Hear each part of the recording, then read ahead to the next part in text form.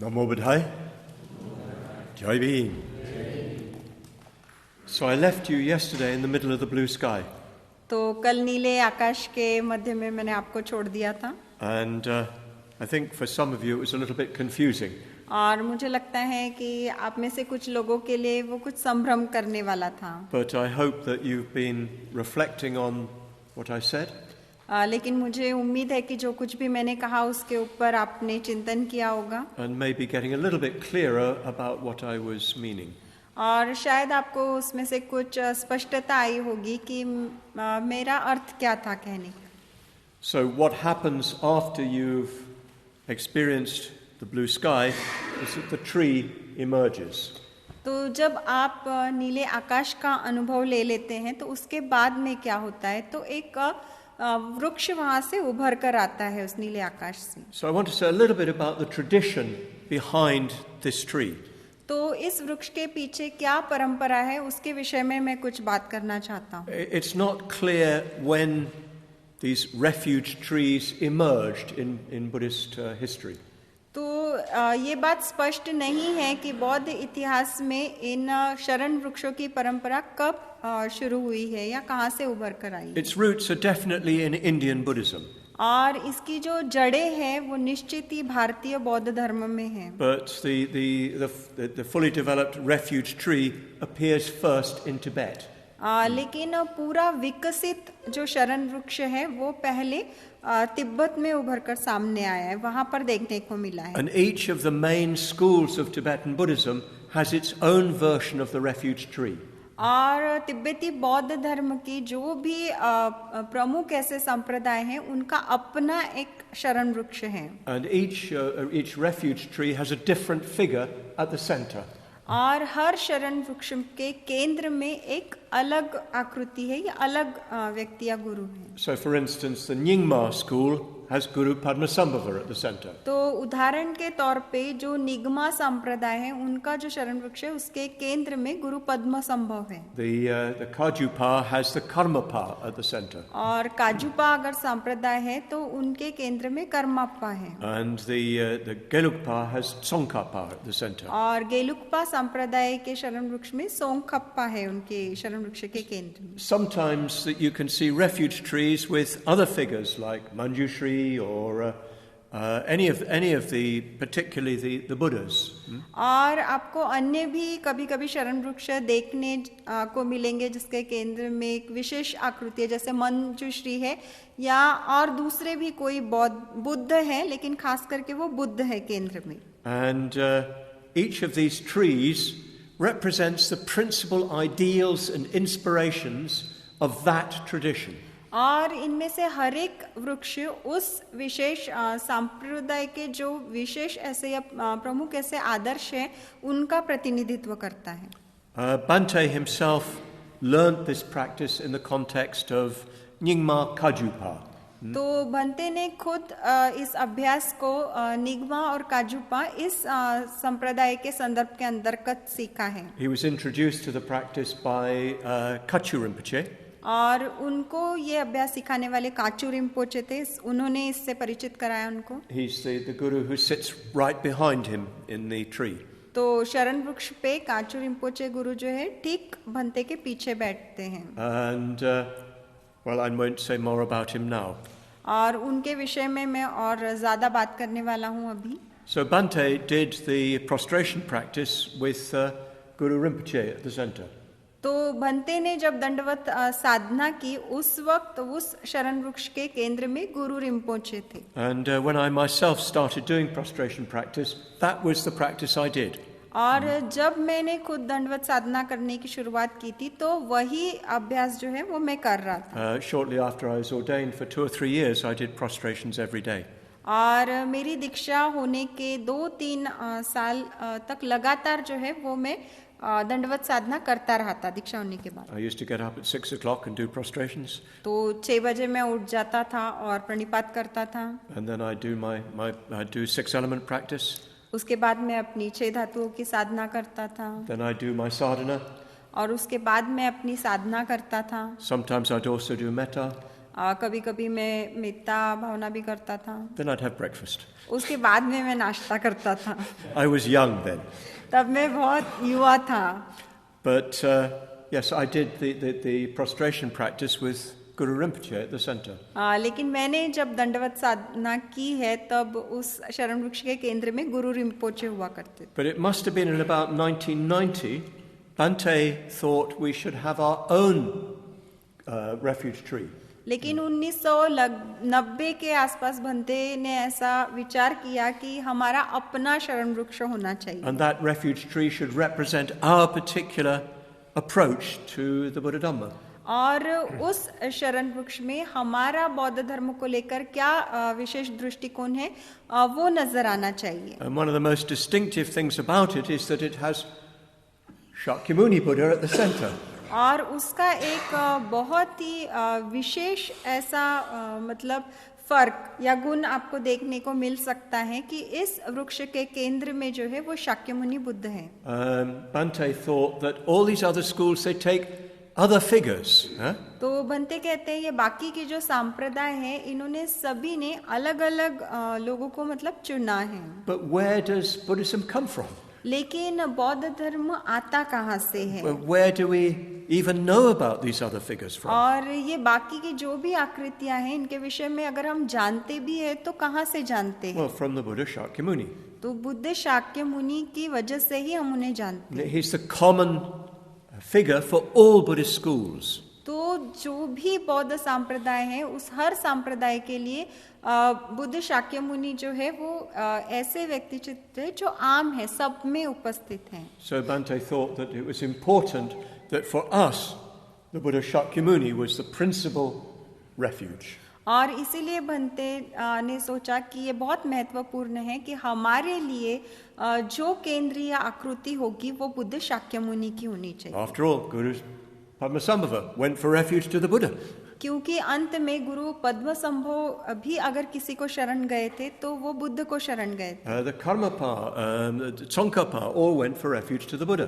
तो कर्मप्पा हो या सोखप्पा हो सभी जो है वो बुद्ध की शरण में गए थे। He's the source, the basis for all traditions. तो जो भी संप्रदाय विकसित हुए हैं उन संप्रदायों के विकास का स्रोत बुद्ध शाक्य मुनि है। So this is quite distinctive in our tradition. तो ये बहुत ही अलग उल्लेखनीय विशेष बात है हमारी परंपरा की। All the other figures on the tree are not the ones you'd usually find on any of the others. तो बाकी के जो शरण वृक्ष की आकृतियां हैं वो आपको आमतौर पर अन्य शरण वृक्षों पर नहीं दिखाई देंगी। Sorry, that's not completely true. Yeah. ये उतना पूरी तरह से सच नहीं है। But you will find on our tree figures that you will find on one tree or another tree. तो हमारे शरण वृक्ष पे ऐसी आकृतियां हैं जो आपको कुछ एक आकृति कुछ शरण वृक्षों पर दिखाई देगी, कुछ दूसरे शरण वृक्ष पर दिखाई देगी। But for Bhante, they're all present. Yeah. लेकिन भंते के लिए वो सभी उपस्थित है एक ही वृक्ष। The Indian, the Tibetan, the Chinese, and the Japanese. तो भारतीय, तिब्बती, जापानी और चीनी भी। And again, that's representative of our approach, which we get from Bhante. और फिर एक बार ये बात प्रतिनिधित्व करती है कि हमारा क्या नजरिया है इसको देखने का, और ये नजरिया हमें भंते से मिला हुआ है। We are open to whatever is genuine in any Buddhist tradition. तो कोई भी बौद्ध संप्रदाय क्यों ना हो उसमें जो भी सच्ची प्रामाणिक बात है उसको ग्रहण करने के लिए हम खुले हैं। We're not Nyingma, we're not Zen. तो हम निंगमा नहीं है, हम जैन संप्रदाय नहीं We're है, not Theravada. हम थेरवादी नहीं है, We're not Mahayana, we're not Hinayana. तो हम महायान संप्रदाय नहीं है, हम हीनयान भी नहीं है। In a way you could say we're all of those and none of those. तो एक तरह से आप कह सकते हैं कि हम ये सभी संप्रदाय हैं और इनमें से कोई भी संप्रदाय नहीं है। And this of course is something that Bhante shares very closely with Baba Sahib. और ये एक बात ऐसी है जो बात बिल्कुल बाबा साहब की जैसी ही है, भंते और बाबा साहब दोनों में देखने को मिलती है। Baba Sahib referred to it, his approach at one point as Navayana. और एक वक्त पे बाबा साहब ने जो कहा था कि उनका बौद्ध धर्म को जो लेकर नजरिया दृष्टिकोण है वो नवयान का है। He also referred to it as Buddhayana. और उन्होंने उसको बुद्धयान कह के भी पुकारा था। And certainly, as Buddhayana, that's very much the approach that we've inherited from Bhante. और निश्चित ही ये जो बुद्धयान का नजरिया है वो हमें भंते से ही विरासत में मिला है। So when you bow down before the refuge tree that Bhante has given us, you're bowing down to the ideals as Bhante has formed them for us. और इसीलिए जब भंते द्वारा दिए गए शरण वृक्ष के सामने आप नमन करते हैं तो हम उन सभी आदर्शों के समक्ष नमन करते हैं जो भंते ने हमारे लिए निर्मित किए हैं। And every figure on that tree is there for a very particular reason. और उस शरण वृक्ष पर जो भी आकृति वहाँ पर उपस्थित है वो एक खास कारण की वजह से उपस्थित है। So this is important for you to know. तो ये जानना आपके लिए जरूरी है। This is a tree that is particular to the Triratna, Bauddha, Sangha and Mahasangha. तो ये शरण वृक्ष जो है वो विशेष करके त्रिरत्न बौद्ध संघ और महासंघ के लिए है। But that's no different from any other school. लेकिन वो शरण वृक्ष अन्य किसी भी संप्रदाय के शरण वृक्ष की संकल्पना से अलग नहीं है। Each has their own tree, हर संप्रदाय का अपना एक वृक्ष है, which represents their particular approach. और जो उनका जो नजरिया है उसका प्रतिनिधित्व करता है। So this represents ours. और ये शरण वृक्ष जो है वो हमारे दृष्टिकोण का प्रतीक है। The second thing I want to say before we start looking in detail is Bhante refers to this as a tree of refuge and respect. तो गहरे जाने के पहले मैं एक और बात कहना चाहूँगा कि इस शरण वृक्ष को भंते जो है वो सम्मान का और आदर का वृक्ष, सम्मान का और कृतज्ञता का वृक्ष ऐसा कहकर पुकारते हैं। So we need to understand what these two terms mean. और इसीलिए इन दो शब्दों के मायने क्या है ये समझना हमारे लिए जरूरी है। Refuge should be very familiar to you. तो शरण जो है वो शब्द आपके लिए बहुत ही परिचित है। It's got a very particular meaning in the Buddha Dhamma. बौद्ध धर्म में उसका बहुत ही विशेष और अलग ऐसा अर्थ है। A true refuge is something upon which you can put your complete confidence. तो वास्तविक शरण ऐसा होता है कि जिसमें आप अपना पूरा विश्वास रख सकते हैं। That you can be completely confident about. और जिसके विषय में आपको पूरा विश्वास होता है। It will never let you down. कि वो कभी भी आपको धोखा नहीं देगा। Most of what we put our confidence in eventually will fail us. और बहुत सारी बातें ऐसी होती है जिसके ऊपर हम अपना यकीन रखते हैं, विश्वास रखते हैं, वो कभी ना कभी हमें धोखा दे देती है। You know, you put your confidence in your bank account. तो जैसे आप अपना विश्वास रखते हैं आपके बैंक में जो आपका पैसा है उसके ऊपर, But you don't know what's going to happen. लेकिन आप नहीं जानते कि उसका क्या होने वाला I है। often tell the story, the last time I did a solitary retreat, I'd invested my money in a bank. तो हमेशा मैं कहानी सुनाता हूँ कि पिछले बार जब मैं एकांतवास के लिए गया था तो मैंने अपना पैसा एक बैंक में निवेश कर दिया था। Just a little bit of money because I don't have much. तो थोड़ा सा ही पैसा था क्योंकि मेरे पास बहुत ज्यादा पैसा नहीं है। But I'd looked for the best bank with the best interest. लेकिन मैंने बहुत जो सर्वोत्कृष्ट ऐसा बैंक था उसको देखा कि जो सबसे अच्छा मुझे ब्याज दे रहा था। This was in 2008. और ये 2008 की बात है। So those of you who know about history will know already what's coming. तो जो इतिहास के बारे में जानते हैं उनको पहले ही पता होगा कि इस कहानी में मैं आगे क्या बताने वाला हूँ। So at the end of the retreat, I went online to try and find out how my account was doing. तो जब मेरा एकांतवास खत्म हो गया था तो मैंने ऑनलाइन देखने की कोशिश की कि क्या हो गया मेरे अकाउंट का, कितना पैसा हो गया मेरा अभी। This bank has closed.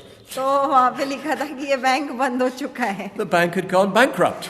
तो वो जो बैंक है उसका दिवालिया निकल गया था। I did get my money back eventually, but I didn't get any interest and it took some time. तो कुछ समय के बाद मुझे अपना पैसा वापस मिला, मुझे कुछ ब्याज भी मिला, लेकिन उसमें एक वक्त लगा मुझे। You think of a bank as something really solid and firm and fixed, huh? तो बैंक के विषय में आप ऐसा सोचते हैं कि ठोस है वो और स्थायी है, ऐसी चीज है। But it's not. लेकिन वो नहीं है।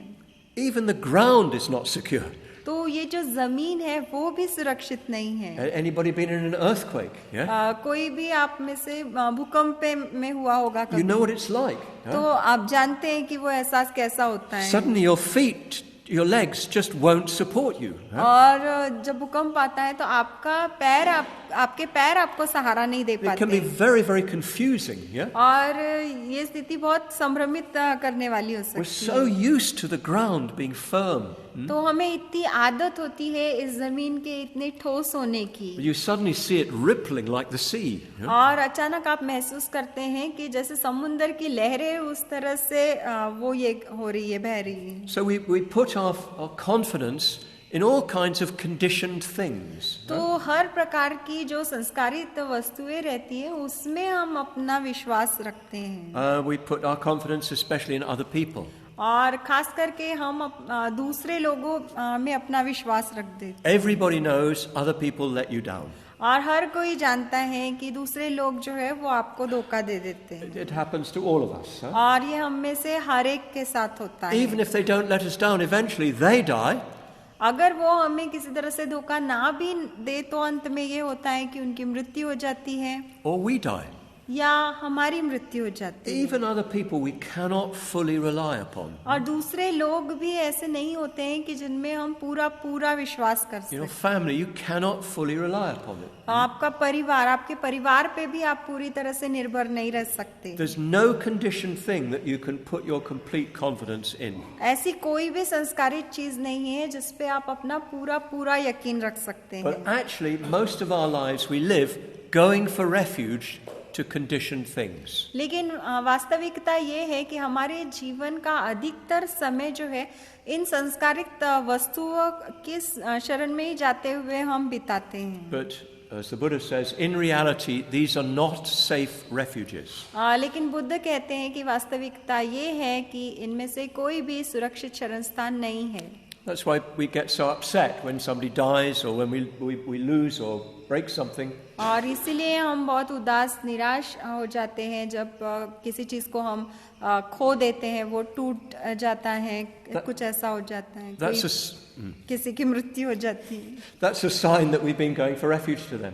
तो ये हमारी जो उदासी है वो दिखाती है कि हम इन चीजों की शरण जा रहे हैं। And that's the sort of thing we should learn when we get upset like that, yeah? और इस चीज को हमने सीखना चाहिए जब भी हम किसी चीज को लेकर उदास होते This हैं। is a deeper aspect of reaction practice. तो हमारी जो प्रतिक्रिया देने का जो अभ्यास है उसको करने का ये गहरा तरीका And है। I should just mention that Chandrashil there, he's now famous in Britain because I've been popularizing reaction practice and saying that we're the joint authors of this practice. Yeah. तो ये जो प्रतिक्रिया देने का जो अभ्यास है उसके ऊपर ध्यान देने का है, उसके जो मतलब हमने दोनों ने मिलकर शुरुआत की, चंद्रशील ने और सुबूति ने, और उसके विषय में वो वहाँ पे यूरोप पे बता रहे हैं और उसकी वजह से चंद्रशील वहाँ पे प्रसिद्ध हो रहे हैं। A deeper aspect of reaction practice is when you lose something, when something breaks, when somebody dies, you feel upset. तो ये जो प्रतिक्रिया देने का अभ्यास है इसका गहरा आयाम ये है कि जब आप किसी चीज को खो देते हैं, कुछ टूट जाता है, किसी की मृत्यु होती है, तो आप एक उदासीनता महसूस करते हैं। Notice that. और उसको आप देखिए, इसका निरीक्षण कीजिए, Reflect on what it means. और इसका आपके लिए क्या अर्थ है इसके ऊपर चिंतन कीजिए। It means you've been going for refuge to that thing. और इसका अर्थ ये होता है कि आप उस चीज की शरण जा रहे थे। It's a hard message to give, but it's true. तो ये बहुत ही मुश्किल ऐसा संदेश है आपको देने के लिए, मतलब कड़वी बात बोल रहा हूँ लेकिन सच है। The deepest truth of all about our lives is that we go for refuge to what cannot really give us security. तो हमारे जीवन का सबसे गहरा सच ये है कि हम ऐसी चीजों की शरण में जा रहे हैं वास्तविकता में जो हमें बिल्कुल भी सुरक्षितता प्रदान नहीं कर सकता। But if we go for refuge to something that is unconditioned, we can rely upon it. लेकिन अगर ऐसी कोई चीज है जो असंस्कारित है तो फिर हम उसके ऊपर पूरी तरह से निर्भर रह सकते हैं। Our refuge in the Buddha, the Dhamma and the Sangha can never betray us. तो हमारा जो शरण है, जो हम यकीन रखते हैं बुद्ध धम्म और संघ में, वो कभी भी हमें धोखा नहीं देगा. So we can only really go for refuge to something that is unconditioned. तो वास्तव में हम केवल उसी चीज के शरण में जा सकते हैं जो असंस्कारित है. Something that doesn't arise in dependence on conditions. ऐसी कोई चीज जो किन्हीं भी परिस्थितियों के आधार पर उत्पन्न नहीं होती है, उसका उत्पन्न होना किसी भी अन्य परिस्थितियों पर निर्भर नहीं करता. Something that's not dependent on conditions. तो ऐसा कुछ जो परिस्थिति के ऊपर निर्भर नहीं है. Well, enlightenment itself is not dependent on conditions. तो जो बुद्धत्व है वो अपने आप में किसी भी परिस्थितियों के ऊपर निर्भर नहीं है. The Dhamma as the highest truth is not dependent on conditions. तो धम्म जो सबसे ऊंचा ऐसा सत्य है वो किसी भी परिस्थिति पर निर्भर नहीं है. The Sangha as refuge is not dependent on conditions. तो एक शरण स्थान के तौर पर संघ जो है वो भी परिस्थितियों पर निर्भर नहीं करता. Because it consists of those who've realized what is not conditioned. क्योंकि ये संघ उन लोगों का बना हुआ होता है जिन्होंने इस बात का साक्षात्कार कर लिया होता है कि वो परिस्थितियों के ऊपर निर्भर नहीं है. The tree is a tree of refuge. तो ये वृक्ष जो है ये शरण वृक्ष है, शरण का वृक्ष है. But not every figure on the tree is completely unconditioned. लेकिन इस शरण के ऊपर जो भी आकृति वहाँ पर उपस्थित है वो कोई असंस्कारित नहीं है. Well, for instance, Bhante. जैसे उदाहरण के तौर पे Bhante. Bhante's never pretended to be the Buddha. तो भंते ने कभी ऐसे नहीं दर्शाया कि वो बुद्ध है. He's never said anything about his own attainment. और वो किस उपलब्धि को प्राप्त कर चुके हैं या किस स्तर पर उनका विकास हो चुका है इसके विषय में उन्होंने कभी कुछ नहीं कहा. That's the same of all his own gurus. और यही बात उनके सभी गुरुओं के विषय में लागू होती है. Baba Sahib never made any claims. बाबा साहब ने कभी कोई दावा नहीं किया. Anagarika Dhammapala never made any claims. Anagarika Dharmpal ने भी कभी कोई इस प्रकार का दावा नहीं किया. All those gurus of the past, as far as I know, never made any claims. और भूतकाल के जो भी गुरु है, जहाँ तक मेरी जानकारी है, उन्होंने भी कभी ऐसे कोई दावे नहीं किए. All or any of these may be stream entrants, we don't know. हम में इनमें से हर एक हो सकता है कि श्रोतापन्न हो, लेकिन हम नहीं जानते. Even stream entrants, well, they may not always act completely ideally. और भले ही कोई व्यक्ति श्रोतापन्न है, लेकिन फिर भी वो सारा समय ही जो है वो आदर्श रूप में आचरण नहीं कर सकता. So we can have respect for them, but we can't go for refuge to them. तो इसीलिए हम उनका आदर या सम्मान कर सकते हैं, लेकिन हम उनकी शरण में नहीं जा सकते. It's very important to get this clear. तो इस बात को स्पष्टता से समझना बहुत आवश्यक है. And I'm going to share a little bit of my own experience of my own confusion about this. तो इसको लेकर मेरा अपना जो संभ्रम था उसके विषय में भी मैं कुछ बात करने वाला हूँ कुछ समय में. Some 20 years ago or so, I had a crisis of confidence in Bhante. तो कुछ 20 साल पहले मेरे जीवन में एक वक्त आया कि जहाँ पे एक समस्या निर्माण हुई मेरा भंते में जो विश्वास था उसको लेकर. I heard certain things about him that I found I couldn't easily accept. तो मैंने उनके विषय में कुछ चीजें सुनी और मुझे ऐसे लगा कि मैं इन्हें बहुत आसानी से स्वीकृत नहीं कर सकता. I'd seen him behaving in ways that I couldn't altogether accept. तो मैंने कई बार उनको इस प्रकार से कुछ आचरण करते हुए देखा है जिसको मैं पूरी तरह से स्वीकृत नहीं कर सकता. I don't think they were very bad from the point of view of the things that I might do. तो मुझे ऐसा नहीं लगता कि वो सारी चीजें मतलब बहुत ही खराब थी उस दृष्टिकोण से कि जिस प्रकार से मैं उनको करता था. But I realized, I suppose, he was a human being who made mistakes. लेकिन मुझे फिर बाद में इस बात का एहसास हुआ कि वो एक इंसान है जिसने कुछ गलतियां की हैं. It was a very, very painful period for me. और वो जो दौर था मेरे लिए बहुत ही तकलीफ देने वाला. I couldn't let go of Bhante, but I couldn't accept him either. मैं भंते को छोड़ भी नहीं पा रहा था, लेकिन मैं उनका स्वीकार भी नहीं कर पा रहा And it था. caused me a lot of suffering. और उसके वजह से मैं काफी दुख अनुभव कर रहा था. Interestingly, it was the refuge, going for refuge and prostration practice that clarified things for me.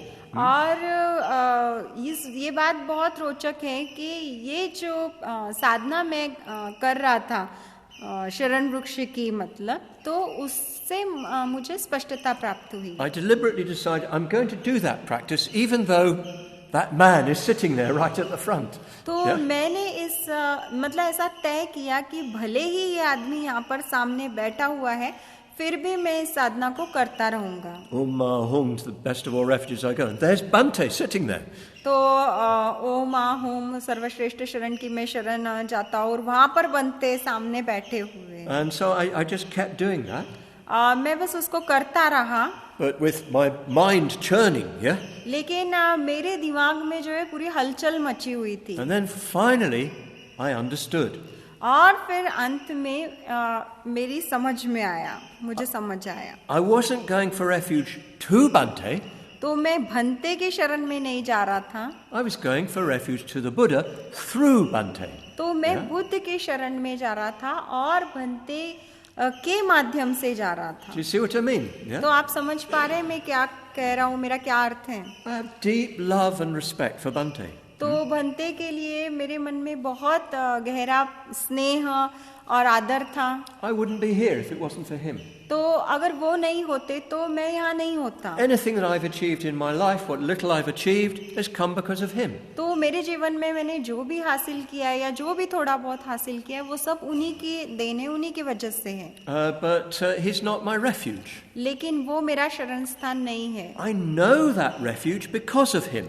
लेकिन मैं एक मेरा शरण क्या है उसको जानता हूँ, और वो उनकी वजह से जानता हूँ। He taught me how to go for refuge. उन्होंने मुझे सिखाया कि शरण किस प्रकार से जाते हैं, He taught me what refuge really means. और उन्होंने मुझे बताया कि शरण का वास्तविक अर्थ क्या होता है। Everything I'm saying to you now is just what I've learned from him. और अभी मैं आपको जो कुछ भी बता रहा हूँ वो सारी बातें मैंने उन्हीं से सीखी But है। always he's saying, not me, the Buddha.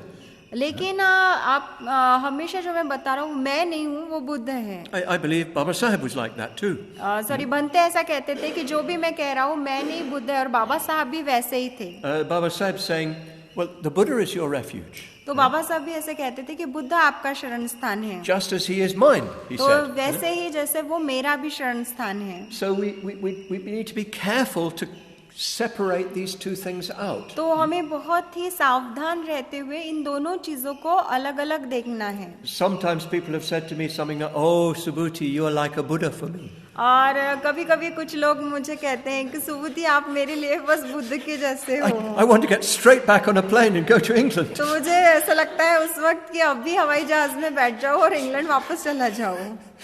You don't know what a Buddha is. तो आप जानते ही नहीं है कि बुद्ध क्या है, And you certainly don't know me. और आप मुझे भी बिल्कुल नहीं जानते। You should ask Srimala and Mokshasara what I'm like really.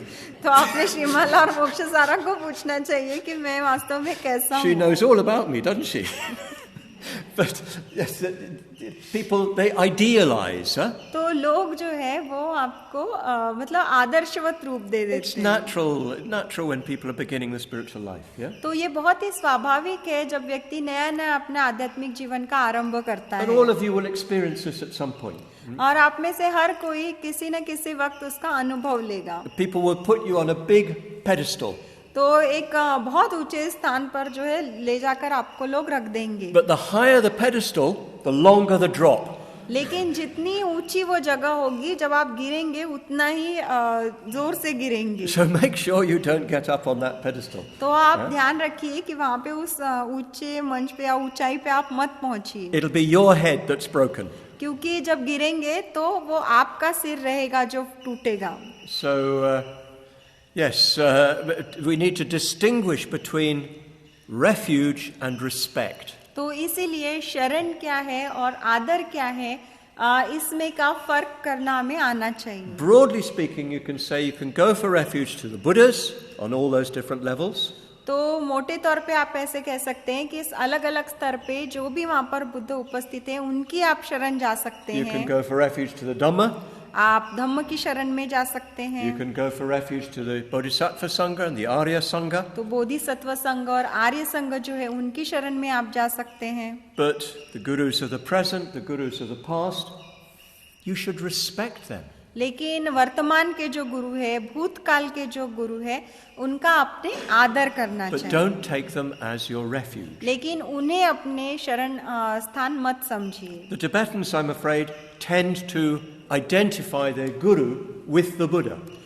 मुझे खेद के साथ कहना पड़ता है कि तिब्बती जो लोग हैं वो अपने गुरु को एकदम बुद्ध के ही समकक्ष समझते They हैं, even say you should see your guru like as the Buddha. और वो ये भी कहते हैं कि आपने अपने गुरु को बिल्कुल बुद्ध के जैसे ही देखना चाहिए। But they have a very special meaning for this. लेकिन जब वो ऐसा कहते हैं तो उनका खास ऐसा एक अर्थ होता I'm है। not going to go into this now, तो उसमें या उसकी गहराई में मैं अभी नहीं जाने वाला हूँ, but it's in the tantric context. Huh? और ये इसका जो संदर्भ है वो तंत्रिक या तंत्रयान से संबंधित So it has a very particular context and framework.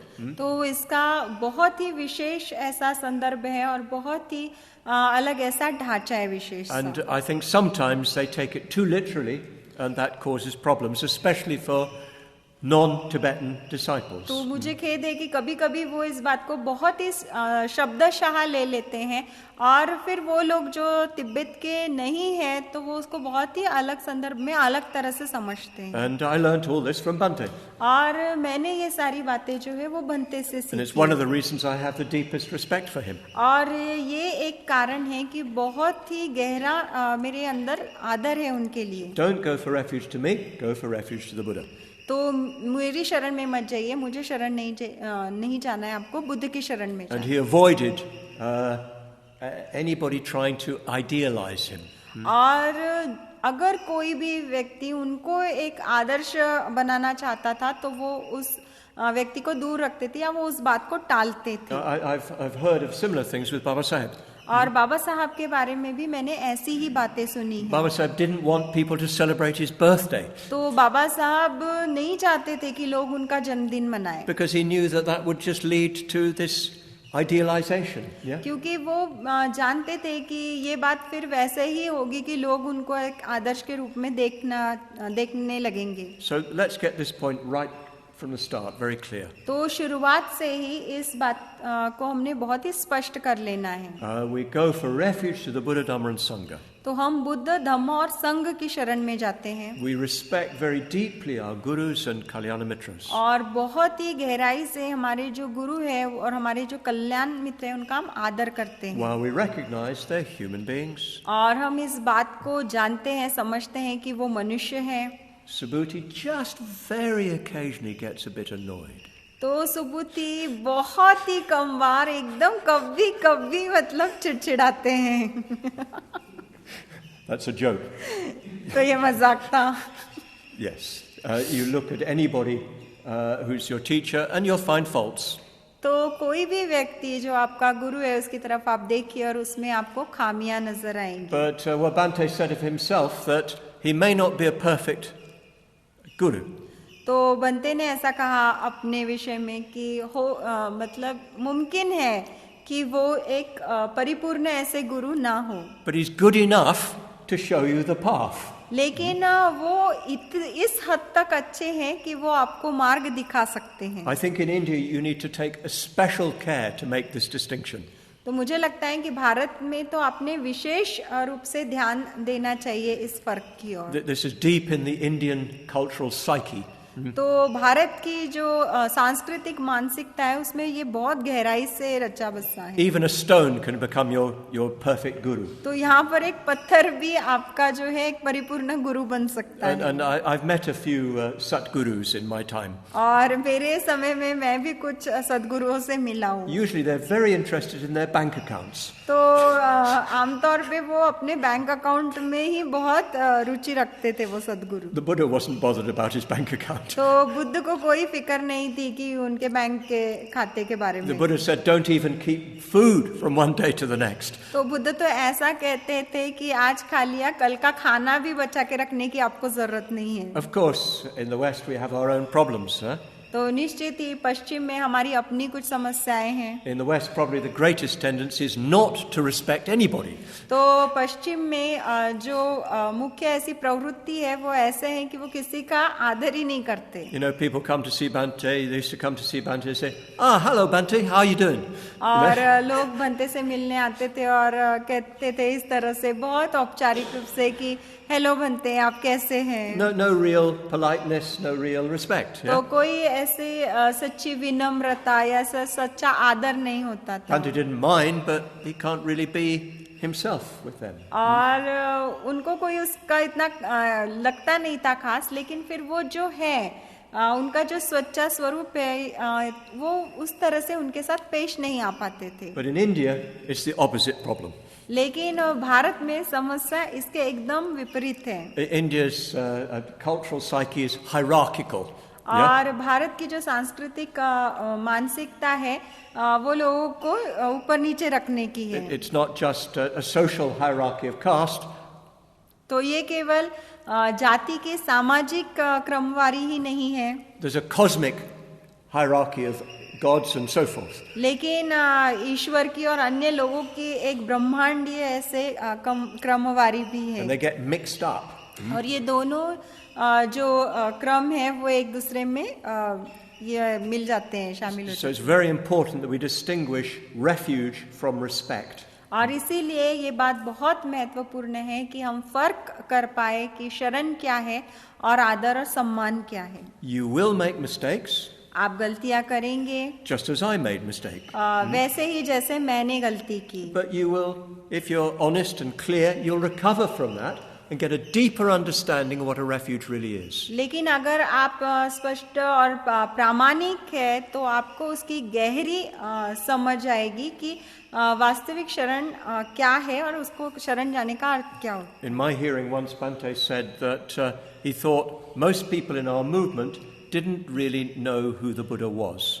तो एक बार मैंने भंते को ये कहते हुए सुना है कि हमारे आंदोलन के बहुत सारे लोग वास्तव में नहीं जानते कि बुद्ध कौन थे. Maybe he was talking about some of us here. I don't तो know. हो सकता है कि यहाँ बैठे कुछ लोगों के विषय में वो बात कर रहे होंगे, मुझे नहीं पता. Maybe we should take it that he did mean us. Yeah? तो हमने इस प्रकार से सोचना चाहिए कि उनका इशारा हमारी तरफ नहीं था. Maybe we should respect him to that extent. और उस हद तक हमने उनका सम्मान करना चाहिए शायद. So that means we need to dig deeper. तो इसका अर्थ होता है कि हमें चीजों को और भी गहराई से देखना है. We need to recognize we don't really know who the Buddha is. और हमें इस बात को पहचानना है कि हम वास्तव में नहीं जानते कि बुद्ध कौन है. Because he transcends our understanding. क्योंकि हमारे समझ के जो दायरे हैं, किसी चीज को समझने के जो दायरे, उससे बाहर है Buddha. If he didn't do that, he wouldn't be the Buddha. और अगर उन दायरों को वो पार नहीं करते तो वो बुद्ध नहीं होते. Our conceptual mind can't grasp him. तो संकल्पना बनाने समझने वाला जो हमारा मन है वो उस बात को नहीं समझ सकता. So yes, we must recognize the limitations of our understanding. तो हमारे समझ की जो मर्यादाएं हैं उन मर्यादाओं को हमने समझना चाहिए. And we mustn't make false refuges even out of good spiritual things. और जो अच्छी आध्यात्मिक चीजें हैं उनको भी हमने झूठे शरण स्थानों में परिवर्तित नहीं करना चाहिए. Well, like our own teachers. जैसे हमारे अपने गुरु. We mustn't make our gurus into refuges because then we will find we're let down, we're betrayed. तो हमारे गुरुओं को हमने अपना शरण स्थान नहीं बनाना चाहिए, क्योंकि ऐसा अगर हम करते हैं तो आगे जाकर हम पाएंगे कि हम कभी न कभी धोखा खा सकते हैं. A good teacher is getting himself or herself out of the way. तो जो एक अच्छा गुरु होता है, वो स्त्री हो या पुरुष हो, वो अपने आप को वो शिष्य के राह से बाजू में करता है. Go there, go there. तो वो अपने आप को बाजू में करके कहेगा कि आपको वहां जाना है, वहां जाइए. And of course you owe them deep respect and gratitude for showing you that. और निश्चित ही वो बहुत ही गहरे कृतज्ञता के और आदर के पात्र हैं आपको ये बताने के लिए. So it's a tree of refuge and respect. तो ये शरण का और आदर या सम्मान का वृक्ष है. And when you're going for refuge, you're going for refuge to the Buddha, Dhamma and Sangha. और जब आप शरण जा रहे हैं तब आप बुद्ध, धम्म और संघ की शरण में जा रहे हैं. And Bhante and his gurus, Baba Saheb, and the gurus of the past, they're the ones who've made it possible for you to go for refuge. और भंते, उनके गुरु, बाबा साहब, भूतकाल के गुरु, ये वो लोग हैं जिन्होंने आपका शरण जाना मुमकिन बनाया है.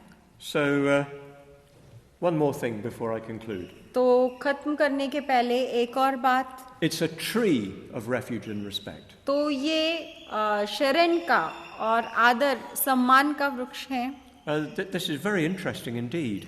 और ये बात बहुत ही दिलचस्प है. I've done a little bit of research, but I've not been able to find a satisfactory source for this image. तो थोड़ा सा संशोधन मैंने किया है, लेकिन ये चिन्ह, ये प्रतीक, ये कहाँ से उभर कर आया, कहाँ से उत्पन्न हुआ, इसका स्रोत मैं नहीं ढूंढ पाया हूँ. It's a rather strange tree. और ये एक थोड़ा सा विचित्र सा ऐसा वृक्ष है. It's a lotus tree. तो ये कमल पुष्प का वृक्ष है. So far as I know, no such thing exists. Huh? और जहाँ तक मेरी जानकारी है, ऐसा कोई वृक्ष अस्तित्व में नहीं होता है. So we got two things brought together. तो यहाँ पर दो चीजें हैं हमारे पास जो इकट्ठा लाई गई हैं. Lotuses and a tree. तो एक तो कमल के पुष्प हैं बहुत सारे, और दूसरा है वृक्ष. By now we should know what a lotus really represents. तो अब तक तो हमें पता हो जाना चाहिए कि कमल का जो फूल है, पुष्प है, वो वास्तव में किस चीज का प्रतीक है. It really represents the opened, awakened mind. तो एक खुले या जागृति प्राप्त मन का वो प्रतिनिधित्व करता है. It represents that from which Buddhahood arises. और उस बात का प्रतिनिधित्व करता है जिस बात में से बुद्धत्व उत्पन्न होता है. So those who sit upon those lotuses are to some extent coming from an awakened or semi-awakened or somewhat awakened mind. तो जो भी उस कमल पुष्प के ऊपर आसीन होते हैं, वो एक पूर्ण जागृत या अर्ध जागृत मन में से आए हुए होते हैं, या उसमें से उत्पन्न होते हैं, या उनका मन उस तरह का होता है. So what about the tree? तो फिर इस वृक्ष के बारे में क्या? Well, it seems to me fairly obvious that the source for the tree is the Bodhi tree. तो मुझे ऐसे लगता है कुछ कारण, स्पष्ट कारणों की वजह से, कि ये वृक्ष जो है वो बोधि वृक्ष है. I've never seen this written down anywhere, but it seems to me fairly obvious. तो ये ऐसा कहीं पे लिखा है, ये मैंने कभी नहीं देखा है, लेकिन कुछ स्पष्ट कारणों की वजह से मुझे ऐसा लगता है कि कुछ इसके कारण कुछ स्पष्ट हैं. Because in early tradition the tree was venerated very highly. क्योंकि आरंभिक जो परंपराएं हैं उसमें वृक्षों का बहुत ही ज्यादा गहराई से आदर किया जाता था. Before there were Buddha images, the stupa and the tree were the principal representations of the Buddha. तो बुद्ध का प्रतीक होने के पहले बुद्ध को दर्शाने के लिए स्तूप और वृक्ष, ये दो प्रतीक जो है वो प्रमुख रूप से इस्तेमाल किए जाते थे. It's so significant we're building our own stupa here. और इसीलिए ये बात तो बहुत ही मतलब महत्वपूर्ण है कि हम यहाँ पर अपना स्तूप निर्माण कर रहे हैं. And so I think if you then bring these two ideas together, you have the refuge tree. और इसीलिए इन दो कल्पनाओं को अगर आप एकत्रित मिलाते हैं या लेकर आते हैं, तो आपके पास शरण वृक्ष निर्माण होता है. Because what is the tree? क्योंकि वृक्ष क्या है? What is the Bodhi tree? Yeah? या बोधि वृक्ष क्या है? It's the tree that sheltered the Buddha.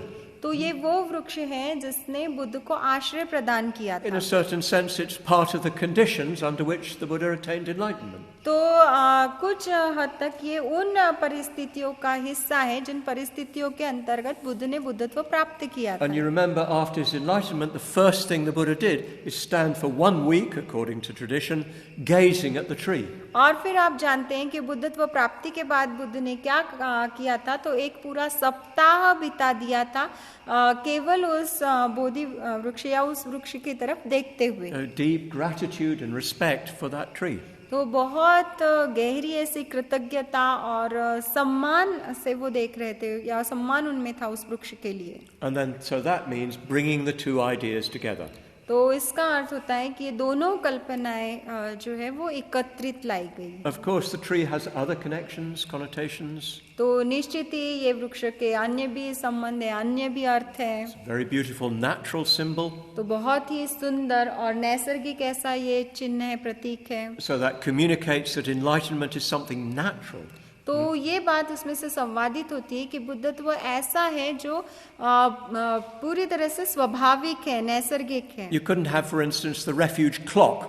तो आपके पास ऐसे मतलब शरण घड़ी नहीं हो सकती। It just wouldn't work as an image, yeah? तो एक प्रतीक के रूप में वो कभी काम ही नहीं कर सकती अपना। But enlightenment is a process arising in dependence on conditions from the human point of view.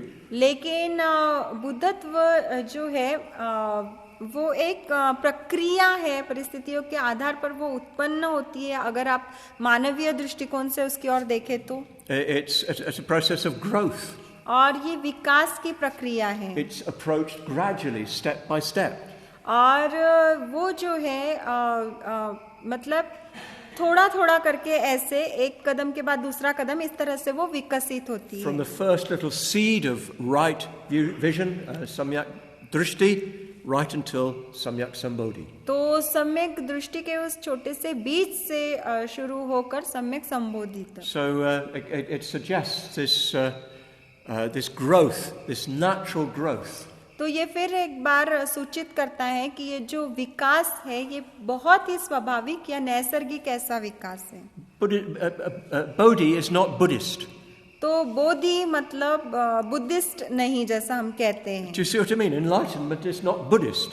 तो ये जो बुद्धत्व है वो कोई केवल बौद्ध लोगों से संबंधित नहीं है। It's part of the way things truly are. तो ये बुद्धत्व जो है चीजें स्वाभाविक रूप से या नैसर्गिक रूप से जैसी होती है उस होने का ही एक हिस्सा है। From the Buddhist point of view, it's that the Buddhism is the best way to attain that natural state. और बौद्ध दृष्टिकोण से अगर देखा जाए तो बौद्ध मार्ग सबसे बेहतर तरीका है उस स्थिति को प्राप्त करने का।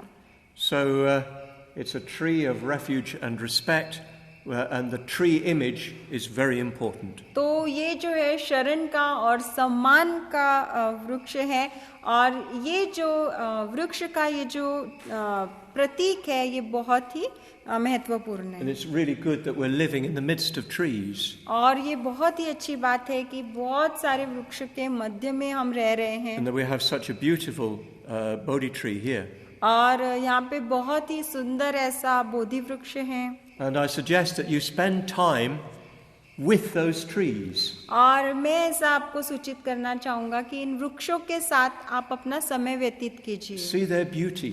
उनके सौंदर्य को देखिए, Feel their strength. उनकी ताकत को महसूस कीजिए, Feel their life. उनके जीवन को महसूस कीजिए। And then I think when you do the practice, the tree will be really much more vivid. और तब ऐसा होगा कि जब आप अपनी साधना करेंगे या अभ्यास करेंगे तो वो वृक्ष जो है बहुत ही स्पष्ट रूप से आपको नजर आएगा। One last association of the tree. और वृक्ष के साथ और एक जो आखिरी संबंध है वो You must have seen family trees. तो Yeah. आपने जो है वो पारिवारिक वृक्ष देखे होंगे। You know, you have your great grandfather down there. तो वहाँ पे नीचे आपके जो है वो दादा परदादा के परदादा इस तरह से वो होते हैं। And he marries great grandmother. और वो आपकी परदादी की परदादी से शादी करते हैं। Then one generation, next generation. फिर एक पीढ़ी होती है, दूसरी पीढ़ी आती है, फिर अगली पीढ़ी आती Oh है no, look, there's you. और फिर वहाँ पर आप भी होते हैं। My nephew has been getting our family tree together. It goes right back to the 10th century. और मेरा एक भतीजा है या भांजा है जो भी है वो हमारा पारिवारिक वृक्ष जो है एक साथ लेकर आ रहा है और वो पीछे जाते जाते 10वीं शताब्दी तक पहुंच गया है। So there's something of that about the refuge tree. तो शरण वृक्ष के विषय में भी ऐसा कुछ है। These are your spiritual ancestors. तो Yeah? ये आपके आध्यात्मिक पूर्वज हैं। And there are you, well, you're at the foot of the tree as it were, but you see what I mean. You're the recipient of all their blessings. तो वहां पर आप भी है, निश्चित ही आप उस पेड़ की छाया में मतलब उसके पैरों तले बैठे हैं, लेकिन उस वृक्ष से जो कुछ भी आया है उसके आप ग्राहक है, इसको ग्रहण करने वाले हैं. So it's worth spending time just contemplating the tree itself. और इसीलिए मतलब बहुत अच्छा होगा कि आप कुछ समय व्यतीत कीजिए वृक्ष के विषय में ही चिंतन करते हुए. And so that you get much more life in the tree when you see it. और इस तरह जब आप फिर उस वृक्ष को देखते हैं तो उसको आप अधिक जीवंत या सजीव रूप में देख पाएंगे, उसमें आपको जीवन डाल पाएंगे. Look at lotuses. तो आप कमल पुष्पों की ओर देखिए. Unfortunately, the lotuses have gone on holiday here. तो यहाँ के जो कमल पुष्प है दुर्दैव से वो छुट्टी मनाने के लिए चले गए हैं. But they'll be back, I hope. लेकिन वो आएंगे शायद वापस. Ratnasambha was nodding. तो रत्नसम्मा हाँ बोल रहे कि वो आ जाएंगे छुट्टी मनाकर. But it's worth taking time to connect with the mundane form of these images. लेकिन मतलब इस योग्य है वो कि उनके ऊपर ये जो भौतिक चीजें हैं उनके ऊपर आप कुछ समय व्यतीत कीजिए. But I'm going too fast.